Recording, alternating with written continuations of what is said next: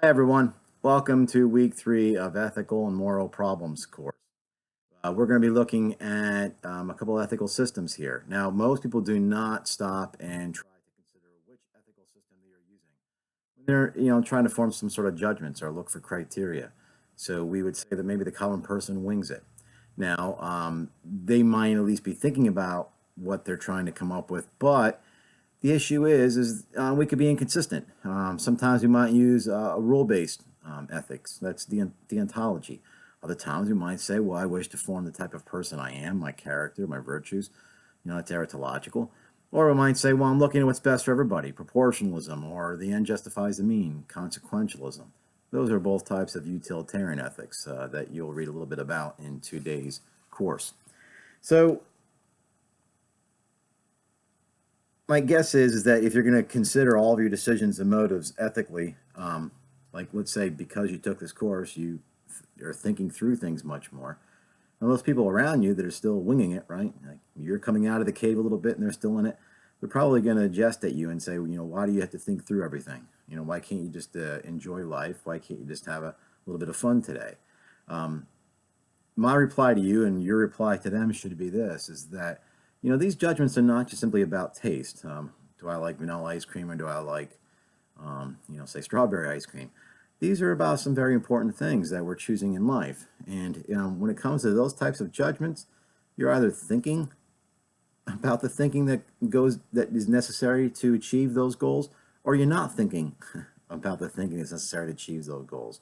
So I would rather be accused of thinking through things and being deliberate and cautious in my pursuits, as opposed to simply going through life and just following my pleasures, which could be a type of egoism, or simply just maybe even worse yet. I don't know if it's worse, but just going along with what the majority or what happens to be popular at the time. It's a herd mentality. So I'd rather be accused of thinking through things too much than to be egotistical or simply have some sort of herd mentality. Okay, so anyway, now you're going to be introduced into a few terms and 3 ethical systems. You should know full well that there's a lot more to it than that, of course, right? You could get degrees just in one of these. So the reality is that it's a good introduction. So whatever your pursuits are going, and I know we have a bunch of nurses in this, I think it's going to be something pretty solid that you're going to be able to apply in your future endeavors. So first, they talk about egoism. They talk about a psychological egoism where we pursue our own self-interest. Now, it's true that perhaps our self-interest will help others. Like if your self-interest is to, have the means to become a nurse, just as an example, obviously by you being a nurse, you're going to help other people. So it's not like it just stays within that one little realm. If you say, well, I want to be a person, well, let's even go a little farther on that. It doesn't matter if you want to be a nurse or if you're going into some other field. That there's going to be a stability. Hopefully you'll get a job and there'll be some stability and income in your lifestyle. And those are good things too. So you might be making the argument, or at least thinking that some of my self-interest, well, they're not just for me. That's true, okay? But we're also going to have to ask, like, how are you going to reach that goal? Because that's kind of important in itself too. And that's part of the ethical system. So it's not just that in the end, maybe we'll all get something out of things that I want. Because I think a lot of times, these things that we're pursuing in life, we never simply just do it for ourselves. You'd have to be a very crass individual egoist for that. And I personally don't know anybody like that. So anyway, there's other goods. But let's talk about the means to get there. If you are saying, well, I'm pursuing my self-interest, as long as my interests don't conflict with somebody else, all right? So in other words, you would be agreeing with Thomas Hobbes. And you'll be able to read about that in the online text. Now, there's quite a bit that could be said about him. But he would say, pursue your own interest, but just don't do so at the expense of someone else, all right?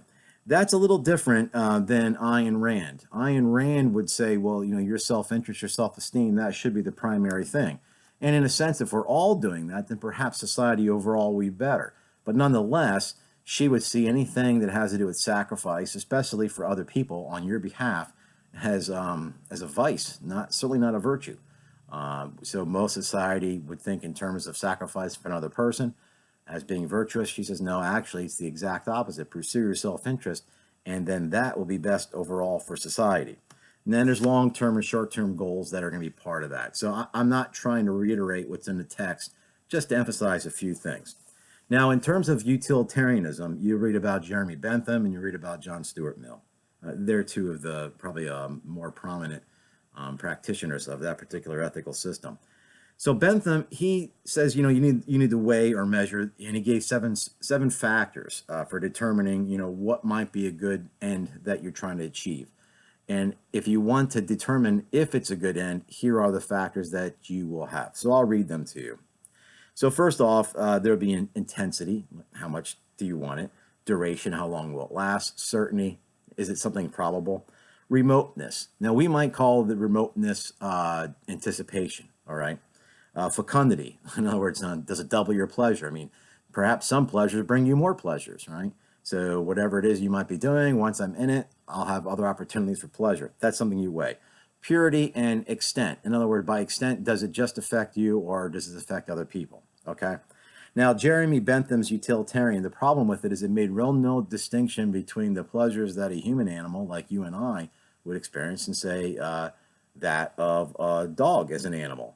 In all honesty, a dog might receive pleasure from drinking out of the toilet. So, how do you gauge this or weigh that, correct?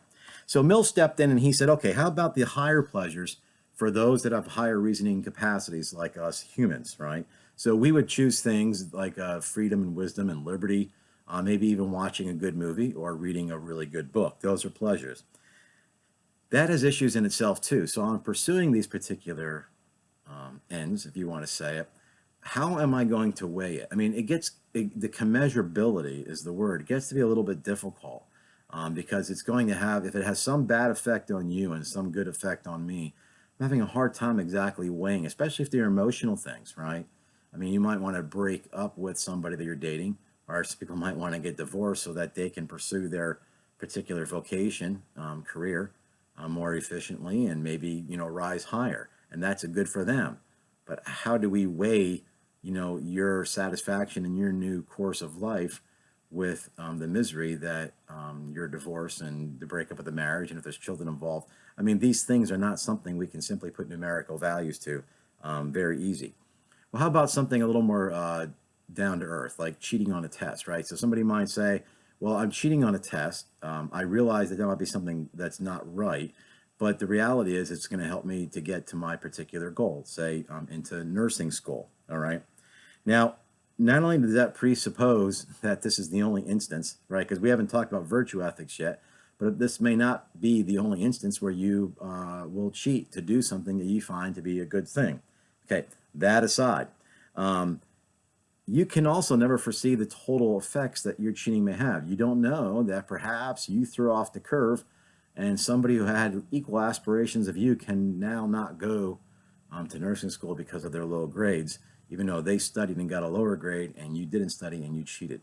So these things get to be difficult as you can throw the curve off, right? Also, again, if a person cheats on one thing, it's unlikely that they're simply not going to cheat on something else. So you could probably also make the case, let's again, as a nurse, say that you give the wrong dosage to a particular patient and you have the ability, given the system, to cover it up. So maybe you'll misrepresent what you did, even though there was a wrong done to that particular person. And you weigh that out against the 100+ other patients that you've always helped in their condition to recovery and say, why should my one mistake hurt me for all of those? Well, it all depends. Are you that one person that it got hurt by? If you are, then, the commensurability of it, if it's for you, is pretty high. So this always comes from whose perspective are we talking about this, all right? Okay, so the third system is that we'll call it virtue theory, all right, or teleology. That's what the book calls it.